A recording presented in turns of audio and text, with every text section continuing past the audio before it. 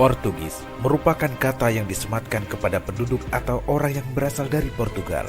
Adalah bangsa Eropa pertama yang datang ke wilayah Nusantara pada tahun 1511, tepatnya di Kesultanan Malaka. Laut merupakan kekuatan utama bangsa Portugis. Sejak abad ke-15, Portugis mulai mengembangkan teknologi maritim.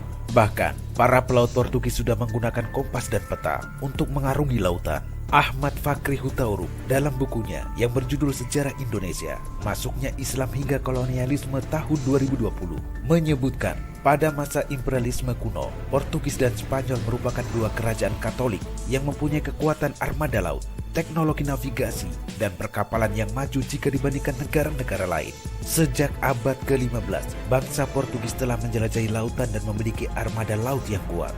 Ketika mengetahui di Asia Timur jauh terdapat tanah yang kaya akan rempah, Raja Manuel I memanggil Vasco da Gama, seorang pelaut berpengalaman asal Portugis, untuk melakukan ekspedisi menjelajahi samudra.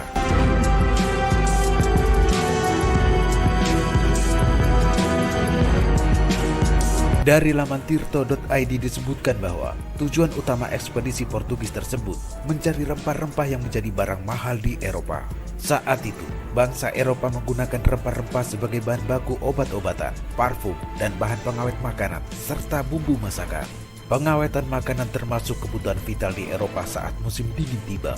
Oleh sebab itu, ekspedisi yang dipimpin Vasco da Gama dimulai pada bulan Juli tahun 1497 dari pelabuhan Lisabon. Rombongan kapal bangsa Portugis itu berusaha mencari wilayah sumber rempah-rempah di Nusantara lewat rute yang pernah dilalui oleh Bartolomeus Dias, yaitu penjelajah Portugis yang berhasil mencapai ujung paling selatan benua Afrika dan singgah di Tanjung Harapan.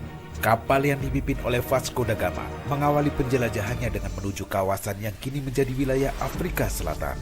Di Tanjung Harapan, Vasco da Gama menyewa pelaut bangsa Mor yang pernah berlayar ke Asia Timur jauh untuk menjadi penunjuk arah. Pada tahun 1498, rombongan Vasco da Gama berhasil mencapai Calicut dan Goa yang merupakan wilayah India. Vasco da Gama kemudian tinggal di India karena mengira daerah tersebut adalah Hindia Timur, negeri penghasil rempah. Namun, setelah tinggal beberapa tahun, ia menyadari bahwa tempat tersebut bukan penghasil rempah-rempah yang sebenarnya.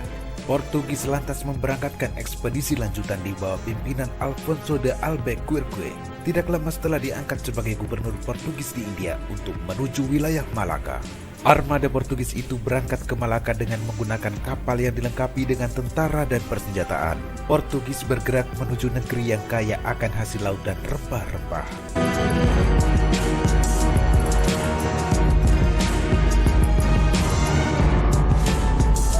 Pada tahun 1511, bangsa Portugis pertama kali mendarat di Nusantara, tepatnya di daerah Malaka, yang saat itu menjadi pusat perdagangan yang ramai di Asia. Dalam buku Suma Oriental yang ditulis oleh pegawai Portugis Tom Pires, disebutkan bahwa tidak ada pusat perdagangan yang lebih besar dari Malaka. Malaka juga menjadi tempat komoditas utama dari seluruh dunia timur dan barat. Pemirsa, masuknya bangsa Portugis ke Indonesia awalnya hanya untuk berdagang dan disambut ramah oleh para penduduk. Akan tetapi, rombongan Alfonso de Albuquerque ternyata membawa ambisi yang jauh lebih besar daripada sekedar kulakan rempah-rempah. Portugis akhirnya mengendalikan perdagangan di Asia Tenggara. Di bawah ambisinya, orang-orang Portugis kemudian menyerbu Kesultanan Malaka dan menguasai pelabuhan penting di Selat Malaka, serta merebut wilayah yang memungkinkan mereka melakukan monopoli perdagangan rempah-rempah. Kondisi tersebut membuat banyak pihak marah, salah satunya Kesultanan Demak dari Pulau Jawa. Kerajaan Demak pada masa pemerintahan Raden Patah lalu mengutus Pati Unus dan pasukannya pada tahun 1512 untuk melakukan penyerangan ke kota pelabuhan Malaka yang saat itu dikuasai oleh Portugis. Penyerangan ini bertujuan untuk mencegah penyerangan ke Kesultanan Demak dan membantu kembalinya kekuatan kerajaan Malaka. Namun, serangan yang dipimpin Pati Unus itu ternyata gagal mengusir Portugis, sebab mereka memiliki persenjataan yang lebih lengkap dan maju secara teknologi. Portugis berhasil meredam setiap perlawanan yang dilakukan oleh kerajaan-kerajaan di Nusantara. Hal itu yang membuat Portugis semakin kuat dan berusaha untuk terus memperluas daerah kekuasaannya di wilayah Nusantara.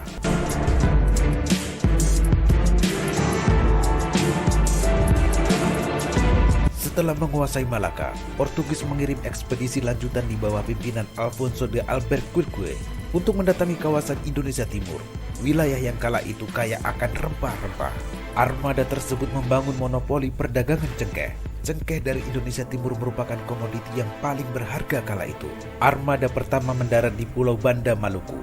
Pulau tersebut merupakan pusat penghasil pala dan selaput buah pala atau sering disebut fuli. Di sana Portugis disambut baik oleh kerajaan Ternate yang sedang bertikai dengan kerajaan Tidore. Portugis diizinkan untuk membangun sebuah benteng di wilayah Ternate. Benteng tersebut diberi nama Benteng Sao Paulo.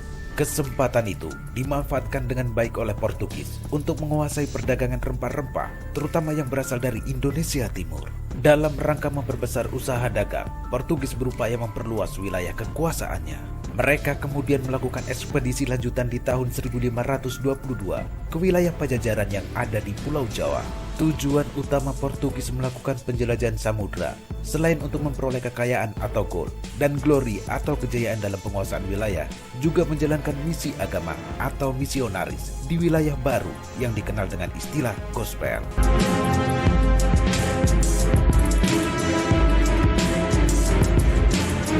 Dari laman detik.com disebutkan, pada tahun 1527, tentara Demak di bawah pimpinan Fathahillah melancarkan serangan terhadap Portugis yang mulai menanamkan pengaruh dan menguasai jalur tempuh perjalanan di Pelabuhan Sunda Kelapa.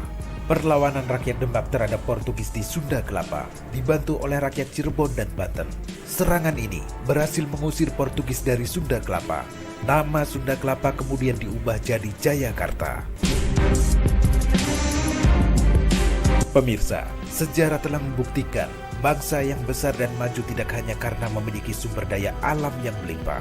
Akan tetapi, bangsa tersebut harus mampu mengelola segala potensi secara optimal untuk kemakmuran rakyatnya, serta mengatasi tantangan dan hambatan dan meresponnya dengan solusi yang tepat.